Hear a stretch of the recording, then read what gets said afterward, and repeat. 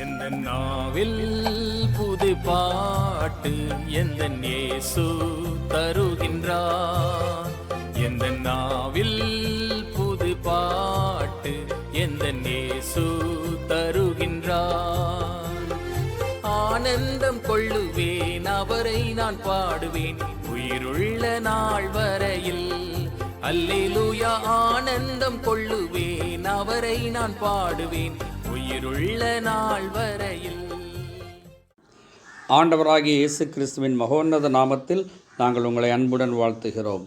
பரிசுத்த வேதாகமத்தில் மத்தேயு எழுதின சுவிசேஷம் 5ஆம் அதிகாரம் 29ஆம் வசனத்தில், உன் வலதுகண் உனக்கு இடறல் உண்டாக்கினால் அதை தரித்து எரிந்து போடு.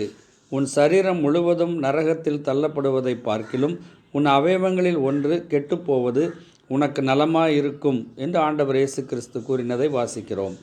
பாவம் மனிதனின் மனதில்தான் உற்பத்தியாகிறது.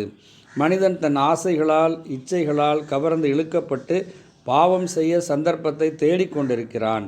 அவ்வாறு சந்தர்ப்பம் கிட்டும்போது அவன் பாவம் செய்கிறான். அவனுடைய ஆசைகள் அந்த எரிகிற நெருப்பிலே எண்ணெய் ஊற்றுவது போல பாவத்தை தூண்டிவிடுகிறது.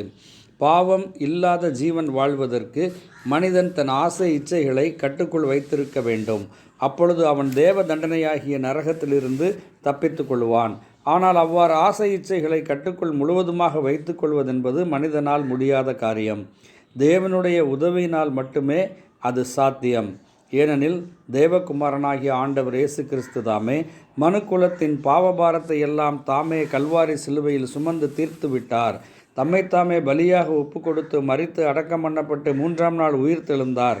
யாரெல்லாம் ஆண்டவராகிய இயேசு கிறிஸ்துவிலும் அவர் பலி மரணத்திலும் விசுவாசம் வைக்கிறார்களோ அவர்கள் ரட்சிப்பையும் பாவ மன்னிப்பையும் பெற்றுக்கொள்கிறார்கள். அவர்களுக்கு தேவனுடைய கிருபை கிடைக்கிறது. தேவனுடைய ஆவியானவர், அதாவது பரிசுத்த ஆவியானவருடைய உதவியை அவர்கள் பெற்றுக்கொள்கிறார்கள். பரிசுத்த ஆவியானவருடைய உதவியின் மூலம் அவர்களின் ஆசை இச்சைகள் கட்டுப்படுத்தப்படுகின்றன. வலது கரத்தை தரித்து எரிந்து போடு என்று எச்சரிப்பதின் பொருள் என்னவெனில், மனதின் ஆசைகளை கட்டுப்படுத்த வேண்டும் என்பதேயாகும். அந்த கட்டுப்பாட்டை பெற்று கொள்ளாவிடில் பாவத்தின் தண்டனையாகிய நரகம் மனிதனின் பங்காக இருக்கும். ஆண்டவர் இயேசு கிறிஸ்துவில் விசுவாசம் வைத்து பாவ மன்னிப்பும் ரட்சிப்பும் பெற்று பாவமில்லா வாழ்வு வாழ உங்களுக்கும் தேவன் கிருபை அருள வேண்டும் என்பதை உங்களை குறித்து எங்களுடைய விண்ணப்பமாக இருக்கிறது. தேவன் உங்களை ஆசீர்வதிப்பாராக. நன்றி. ஆமேன்.